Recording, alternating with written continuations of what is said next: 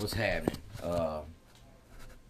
It's like if you're not familiar yet with the term gatekeeper, gatekeeper is someone who has to come out. It's kind of like an actor. It's a hired guy, a guy who has some kind of credibility in a certain political group, like race group, or like Mormons, or just different groups of people. You know what I'm saying? That they'll have someone who is positioned at the top, and they can tell you, they gotta give you some truth to make you believe in them, that they got some kind of credibility, and that is the most deceptive part. See, I don't mind gatekeepers, because even gatekeepers, listen, they give you a view of the gate.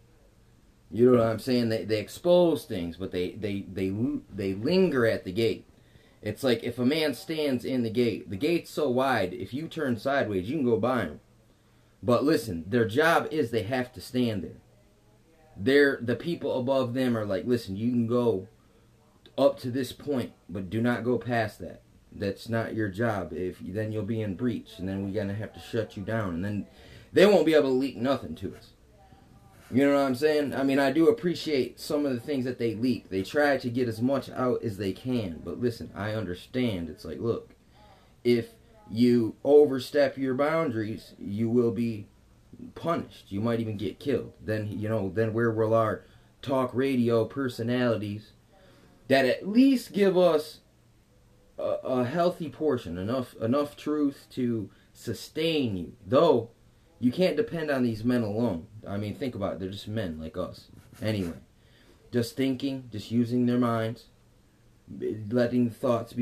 trying to let the thoughts be guided by the better aspects of our heart and our life force. Because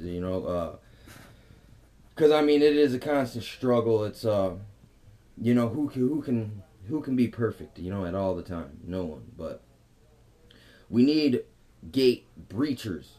You know what I'm saying? It's like, all right, the gatekeeper, some gatekeepers might like that position because their ego is all puffed up, and they feel important, which is fine. Who doesn't like to feel important, empowered by a purpose, a better purpose? You know what I'm saying? So I can understand a gatekeeper might feel he's doing what's right anyway. He just might have just a little twist. You know what I'm saying? On one part of his overall understanding that's exploitable. You know what I'm saying?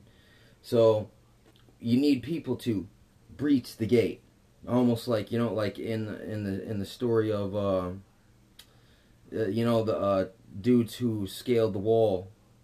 You know what I'm saying? And came and cut the gate open so everyone else could come run in.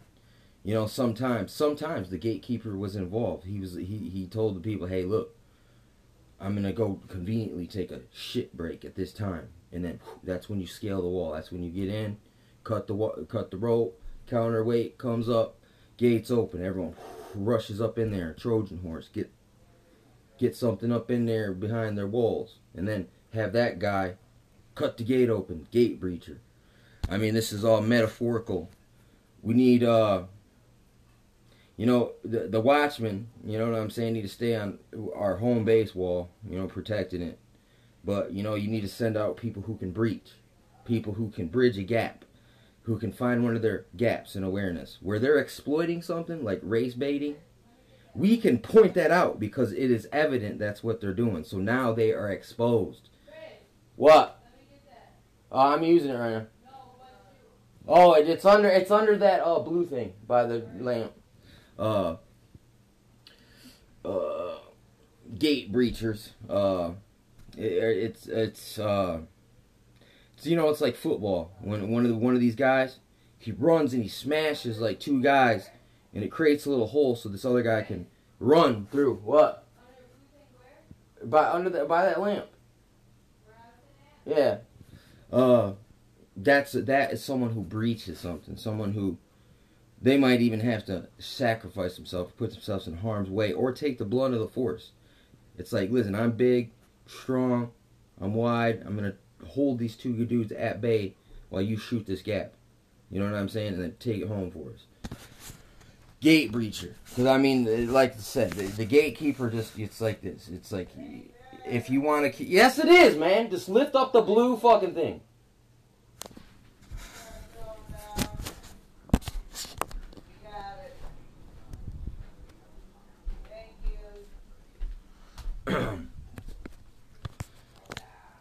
Fucking gate breacher, man.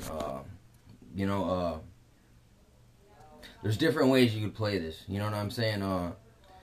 Working as a team is always good. It's like, you know, think about it. It's like the Wizard of Oz. He's got a curtain. His curtain pretty much conceals him.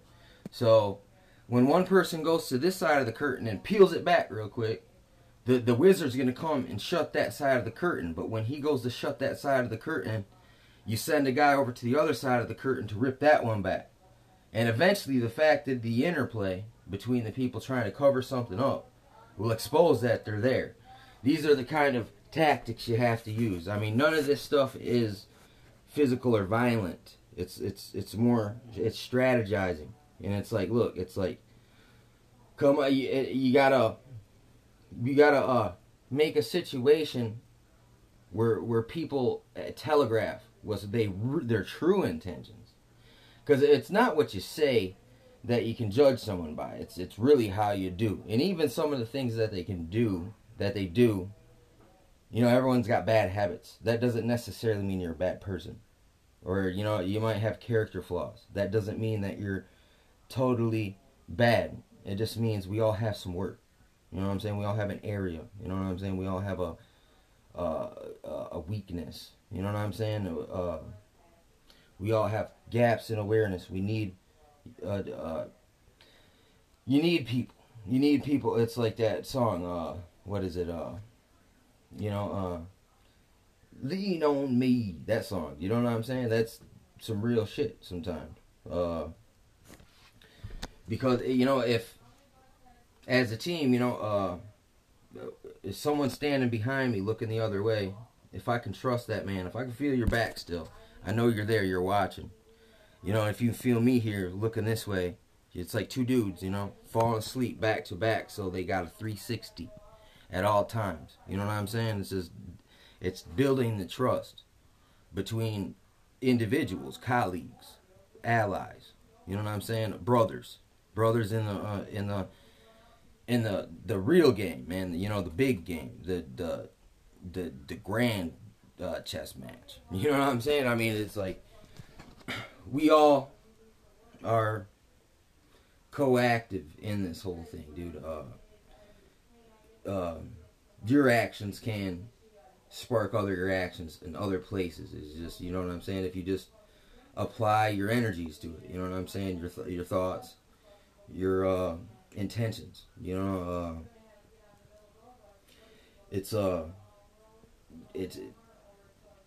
I mean, I guess unless you're called and you heed that, you know, all this stuff probably wouldn't be too important to you. It'd probably just be in the way.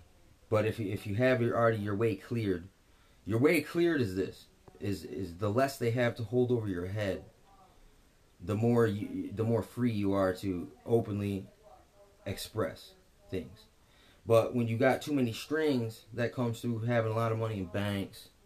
That means having a lot of people tied up in things that makes it sensitive, where there's places you can't tread because people you're close to will get implicated, and that's bad. And it's just, that works against when people care about each other. When they care about each other, they will cover, even though they got to look the other way sometimes when bad happens. But what it is like this. It's called the lesser evil. You look at it that way. It's like, well, that's a lesser necessary evil. So listen, I'm not gonna hold that against someone. You know what I'm saying? Or exploit it. Because, I mean, that's all it really is.